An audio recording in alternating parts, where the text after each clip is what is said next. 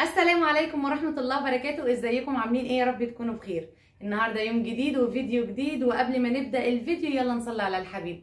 اللهم صل وسلم وزد وبارك عليك يا حبيبي يا رسول الله. وكمان ما تنسوش تدعموني بلايك. رايحة فين يا هبة دلوقتي؟ الساعة 9. انا رايحة بالولاد النادي، تمام؟ يعني وعدتهم كده ان انا اخدهم النادي يقضوا يوم كامل، واحتمال يعني مش عارفة، يعني 90% ان احنا يعني اخويا ساكن جنب النادي، نقعد عنده مثلا 3 ايام. مين معايا؟ اخواتي الاتنين البنات، تمام؟ شيرين ومنال، طبعا بولادهم. فهرجع تاني لكلامي. ممكن نقضي ال3 ايام عند اخويا وننزل كل يوم النادي، تمام؟ الولاد يقضوا اليوم في البسين وكده ويلعبوا وينبسطوا، تمام؟ وبعد 3 ايام نرجع.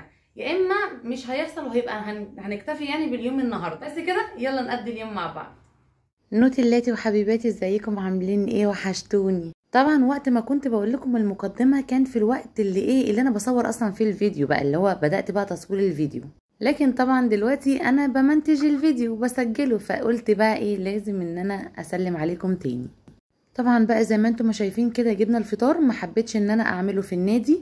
قلت بقى عشان ايه الدنيا بقى هتبقى فيها لخبطه ومش عارف ايه، لا اعمله في البيت.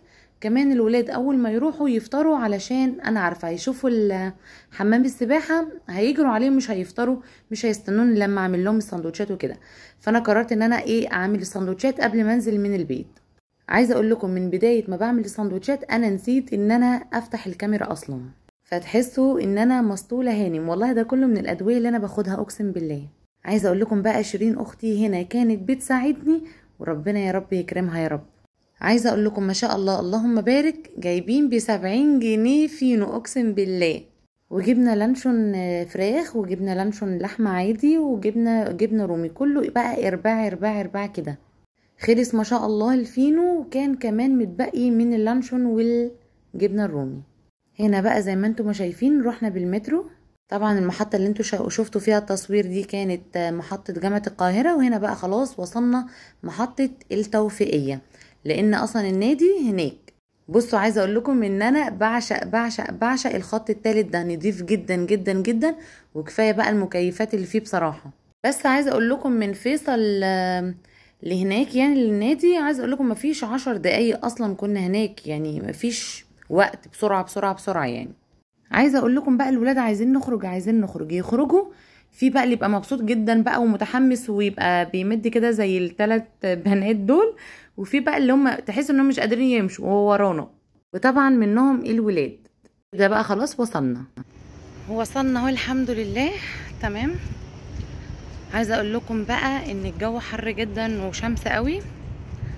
عايزه اقول لكم بقى ان انا دخلت من الباب الخلفي، لان ده الباب اللي قدام المترو على طول.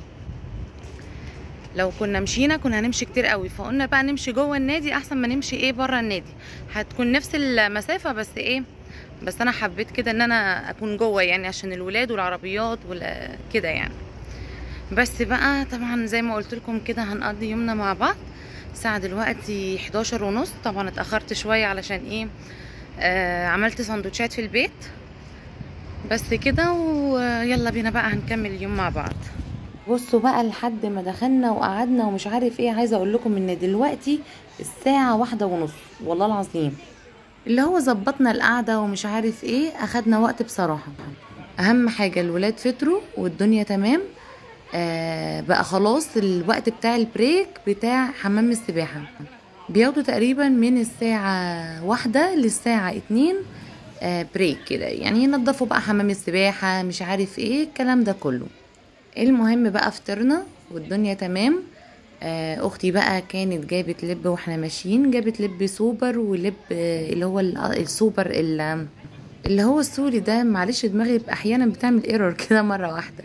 بصوا بقى يا بنات، عايزه اقول لكم ان احنا ايه غيرنا المكان،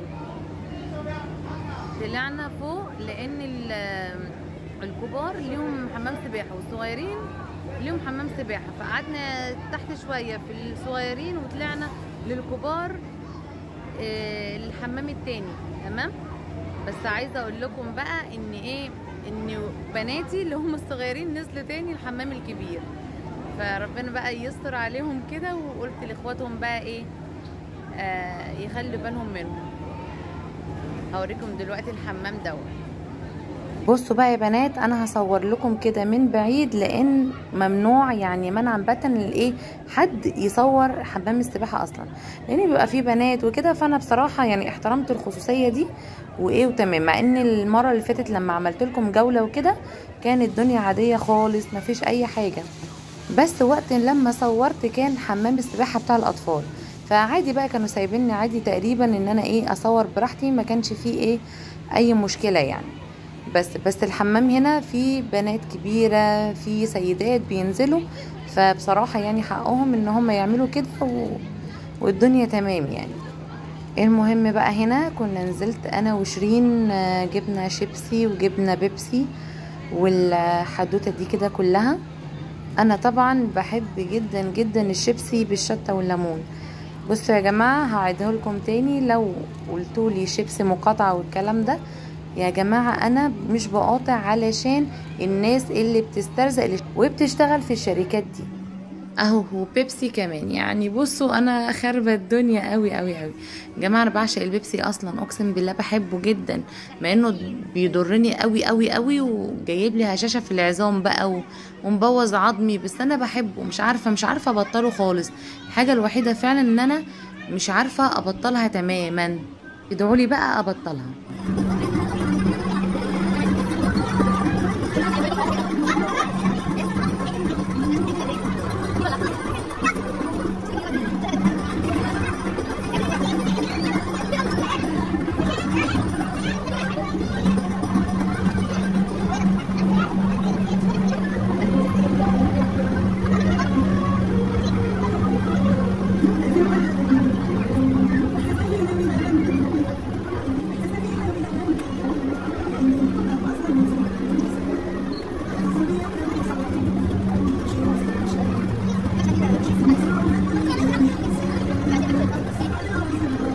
بصوا يا بنات، ولادي جايبين اندومي، بقول لهم خلاص لو جبتوا اندومي يبقى ايه اعتبروني ده غدا. ما رضيوش، قالوا لنا لا والله العظيم ده حاجات كده سناكس بس اللي هناخدها، نعتبرها كده يعني. فايه رايكم؟ قولوا لي كده اعمل ايه واروح بيهم فين واجي منين؟ كلهم لازم حد ايه يعني يفتكس كده الافتكاسه، واللي خلاص الكل بقى يشبط على كده. الميه فين اخواتي؟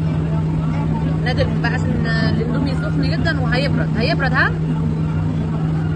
ايه رايكم؟ شايفين؟ نشوف اخرتها ايه معاهم النهارده.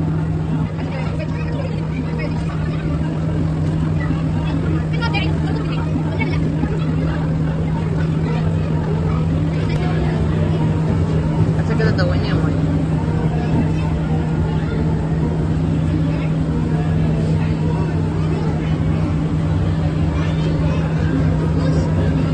طب والله طعمه وحش. حط التوابل. بقول لك ايه، الاندومي ده غداكوا النهارده. غداكوا النهارده. هو ايه اللي ازاي؟ ايوه انا عارف. قولي لي الاندومي ده غدا النهارده، مش هجيب اكل تاني من بره. لا الكلام ده يعني ايه مفيش الكلام ده؟ لا انتوا قلتوا لي احنا عايزين اندومي، قلت لكم لا احنا هنجيب غدا كمان شويه. اصريتوا تجيبوا اندومي، يبقى ده الغدا، مش هجيب حاجه تاني. مفيش الكلام ده. مش الكلام ده؟ طب عايزين فرايد تشيكن. لا عايزين فرايد تشيكن. فرايد تشيكن. طب وبالنسبه للاندومي ده؟ دوت هناكله بقى. ايه؟ ده خفيف. ده ما بيشبعش. انتوا فاهمين الخروج غلط. انتوا فاهمين ان الخروج ده يعني اكل بس، احنا نازلين بسين، اصل البحر بيجوع.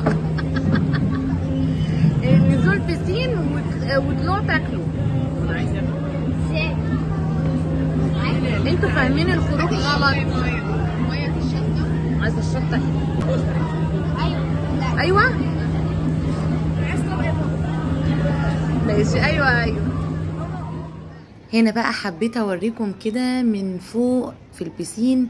يعني احنا كنا في الدور العلوي، تمام. حبيت بقى ان انا اوريكم كده اخر النهار بيبقى الجو جميل جدا ازاي، وزي ما انتوا شايفين كده يعني الولاد بيلعبوا، كل واحد بقى ليه الرياضة اللي هو حاببها، كرة السلة، كرة قدم، بقى اللي حابب حاجة، كل حاجة متاحة في النادي بصراحة، في كل الالعاب وكل الرياضة اللي انتوا تتخيلوها موجودة. بس انا للأسف يعني مقصرة مع ولادي قوي قوي قوي في موضوع الرياضة.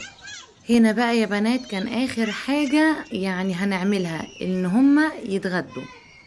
المهم بقى هنا حبيت ان انا ابعد خالص بعيد عن الساحة اللي هي ايه اللي فيها القعدة، يعني حبيت ان انا اروح لاخر حاجة، يعني عندي الشاشة زي ما انتم شايفين، كنا تحت الشاشة على طول. المكان ده اول مرة اقعد فيه، دايما كنا بنقعد ورا كده شوية او في اي مكان في النادي بيبقى فيه قطط كتير جدا، ما بعرفش ان انا اكل ولا اشرب من القطط، وانا بخاف جدا وعندي فوبيا اصلا من القطط اساسا يعني. فالحمد لله اول مرة اقعد اكل كده انا والولاد بادب واحترام.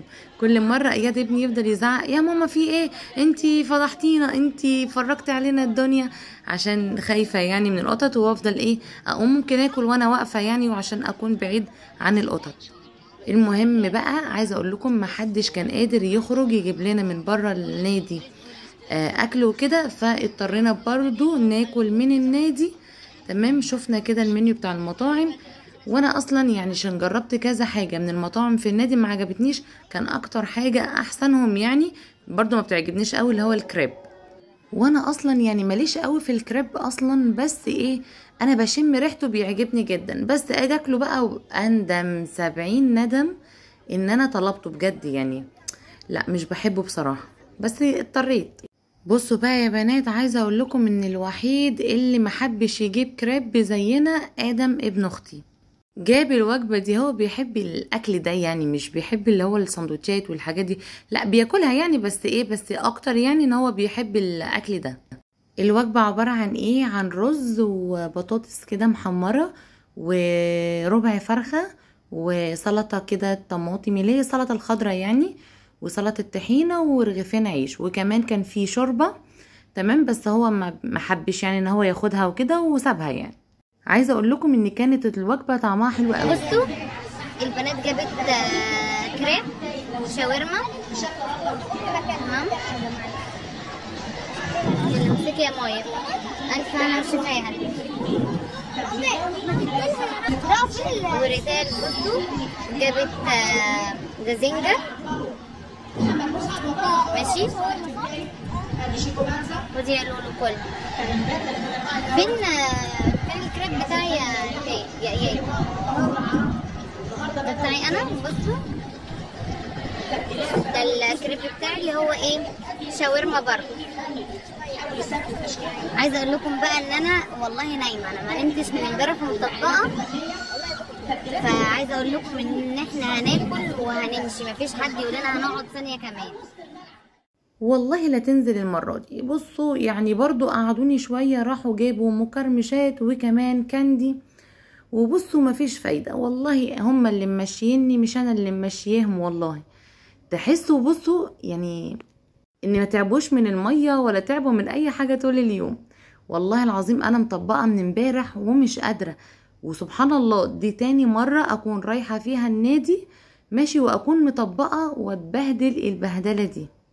المرة اللي فاتت انا كنت سايقة، بس المرة دي يعني كنت حاسة ان هيحصل نفس اللي حصل المرة اللي فاتت، فما سوقتش. كده كده العربية اصلا مش معايا ولا هتبقى معايا اصلا. بس بقى حبيت هنا ان انا اوريكم بقى جابوا ايه. عايزة اقول لكم البتاعة دي انا مش عارفة اسمها ايه اصلا، بس ايه بس هي شكلها اصلا مستفز والله. وبنتي بقى جت في الاخر عايزة تمسكها تقول لي احطها في عيني والنبي يا ماما، يا نهار ابيض، تحس ان العيال دماغهم طايره منهم اصلا. هنا مايا بنتي بقى قالت لي والنبي استني اصورها لهم واوريها لهم من جوه فيها ايه وشكلها ايه. بصوا هم قالوا لي اسمها كده اسم بصراحه يعني مقرف قوي، بس ايه بس انا طبعا مش هقوله لكم عشان مش ناقصه قرف اصلا. بس بصوا هتفتحها قدامكم بقى دلوقتي، عايزه توريها لكم باي طريقه. فشكرا يا مايا والله تعبناكي معانا، والحمد لله كلهم شافوها والدنيا تمام. بس بقى يا بنات الحمد لله والشكر لله كده خلاص انا خرجت من باب النادي. يعني بصوا عايزه اقول لكم دلوقتي نفسي السرير يبقى قدامي. والله العظيم اول لما روحت بصوا سبت كل حاجه والدنيا كلها ورحت نايمه على السرير على طول. اول ما حطيت كده دماغي على المخده انا ما دريتش بنفسي.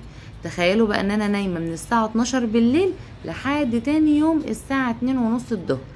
فعلا والله كنت مرهقه جدا جدا جدا. بس طبعا اهم حاجه ان الولاد انبسطوا، ولاد اختي انبسطوا، واخواتي انبسطوا، والدنيا كانت تمام كده والحمد لله رب العالمين. اهم حاجه ان احنا نبسطهم هم بس، مش اكتر من كده، وتعبهم بالنسبه لي والله راحه. بس بقى يا بنات هو ده كان فيديو النهارده، بتمنى كده يكون عجبكم وتكونوا قضيتوا معايا يوم حلو. بس كده واشوفكم في فيديو جديد واقول لكم مع الف سلامه.